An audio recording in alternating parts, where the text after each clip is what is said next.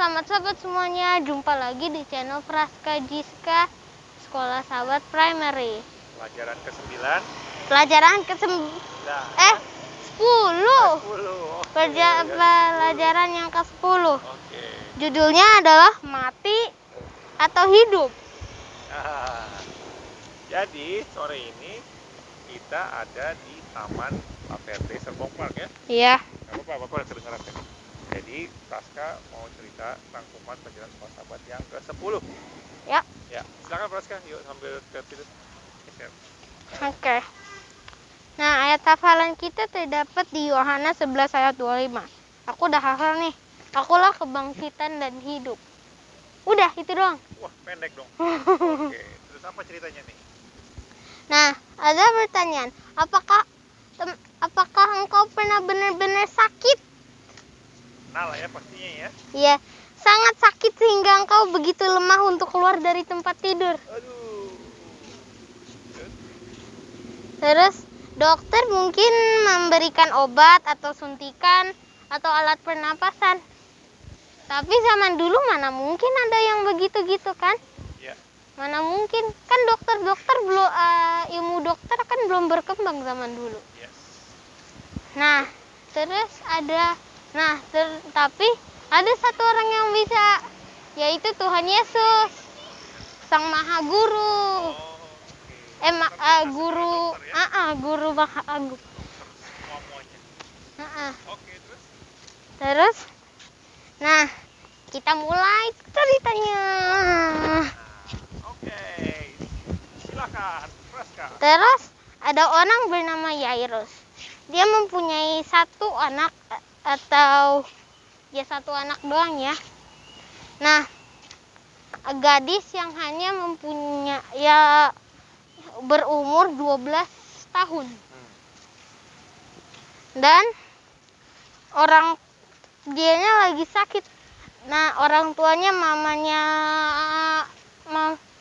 istrinya Yairus melakukan apa yang mereka bisa. Supaya anaknya sembuh ya.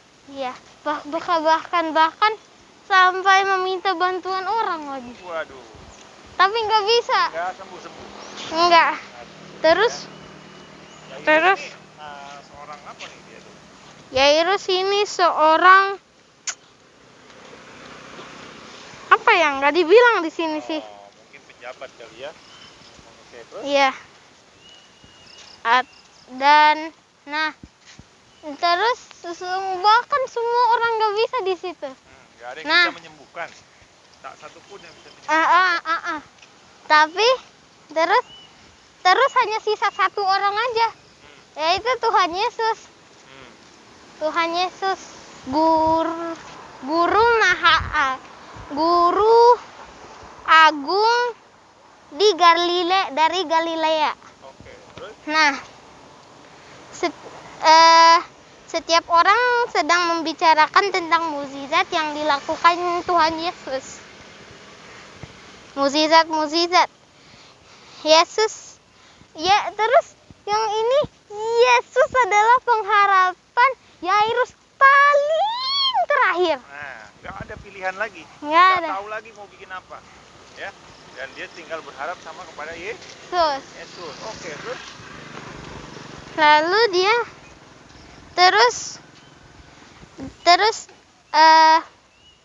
kemudian Yairus dia mengatakan sesuatu kepada gadisnya, anaknya, terus dia pergi. Nah, terus kemudian Yairus pergi ke rumah Matius di mana Tuhan Yesus berada. Nah, di situ rumahnya penuh banget. Banyak orang, sakingnya orang bisa sempit ini. Gini. Yuk. Nah, terus dia membuka pintunya, terus dia menerobos masuk ke dalam. Oh, si Yairusnya. Oke, bawa anaknya nggak? Enggak. Oke. Kan dianya sakit parah banget. Nah, bisa jadi nanti tertular orang lain. Nah, terus dia ketemu dengan Tuhan Yesus, lalu dia menundukkan kepalanya. Terus dia bilang, anak perempuanku satu-satunya sedang sakit parah. Dia sekarat. Sekarat. Sekarat artinya hampir mati. Dying kalau bahasa Inggrisnya. Sekarat, saya membutuhkanmu datang ke rumahku sekarang dan meletakkan tanganmu ke atasnya sehingga dia dapat sembuh. Nah, terus iman Yairus membuat Yesus senang. Jadi iman Yairus membuat Yesus senang. Nah, segera dia berangkat sama Yairus, tetapi sekumpulan orang banyak segera berhimpun. Nah, terus keluar, wing, banyak orang datang. Oke. Mungkin maksudnya aku mungkin di dalamnya nggak terlalu rame ya, di dalam rumahnya. Nah, terus pas keluar, wing, banyak banget yang mengerumuni. Ya. Nah, tiba-tiba ada orang yang menyentuh dia. Terus Tuhan Yesus bilang, siapa yang menyentuhku? Terus Petrus bilang, di sini kan orang banyak sekali orang, pasti banyak orang yang menyentuhmu. Tapi ada seorang perempuan, gak tahu umur berapa ya. Tapi terus katanya saya pegang engkau, jubah bajunya ya. Nah, terus pas dipegang, nah dia itu memegangnya karena sakit. Nah, dia sakitnya udah parah banget. Sakitnya saking parah sampai uangnya harus kasih habis. Habis uangnya, udah nggak ada. Tapi nggak sembuh. Nah, terus tapi pas pegang jubahnya Tuhan Yesus, nah dianya sembuh. Padahal anaknya di rumah. Enggak, itu orang lain. Itu orang lain. Nah, dianya udah sembuh. Padahal dianya udah lama banget masih sakit. Nah, uangnya udah habis. Hanya pegang jubah, udah betul itu sembuh. Lalu Tuhan Yesus bilang, bersukacitalah sebab engkau sudah disembuhkan. Pulanglah. Tuhan Yesus bilang begitu. Pergilah dan nikmatilah hidupmu. Amin ya. Nah, apa pelajarannya tuh dari situ? Sebelum Yesus dan Yairus pergi ke rumah Yairus, seorang hambanya berbicara kepada mereka tentang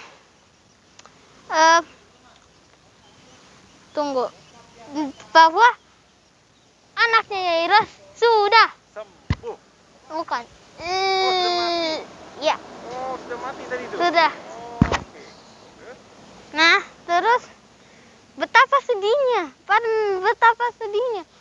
Pasti kalau kayak teman-teman sendiri yang gimana rasanya? Gila ya. Ya iyalah. Nah, terus mereka segera pergi. Nah, Yairus juga pasti saking sedih. Nah, terus mereka pergi ke rumah Yairus dan pergi ke kamar mana anaknya di situ. Waktu udah mati ya. Nah, Terbaring. banyak orang yang meratap juga. Semunya menangis. Nah, terus Tuhan bilang, tolong suruh keluar peratap ini. Terus kata Tuhan Yesus, ini juga surprising banget. Anakmu tidak mati, hanya tertidur. Udah jelas-jelas mati juga tidur gitu ya. Tapi kan yang bilang Tuhan ya. Oke, terus? Nah, terus semua orang kaget. Gimana mungkin ya kalau mati kok dibilang tidur gitu. Terus Yesus membawa ketiga muridnya, nah, ke kamar gadis, ke dalam bersama dengan Yairus dan istrinya. Di kamar gadisnya, dia taruh tangannya di gadisnya dan dia berkata, hai anak, bangunlah. Dan gadisnya dari matanya yang tutup membuka mata, duduk. Wah, tiba-tiba langsung duduk. Duduk. Luar biasa ya. Terus betapa senang Yairus. Coba teman-teman rasa begitu. Kayak teman-teman udah besar, punya anak meninggal, terus bangkit lagi, gimana rasa teman-teman? Bisa kaget, bisa takut. Ini hantu bukan?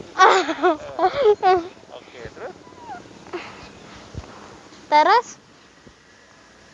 Terus dia bilang berikan sesuatu untuk gadis itu makan. Nah, terus dia makan. Terus Tuhan bilang di Yohanes 11 ayat 25. Akulah kebangkitan dan kehidupan. Dan hidup maksudnya. Dan dia datang ke dunia ini untuk menyelamatkan kita juga dari kematian, dan memberikan kita hidup lagi.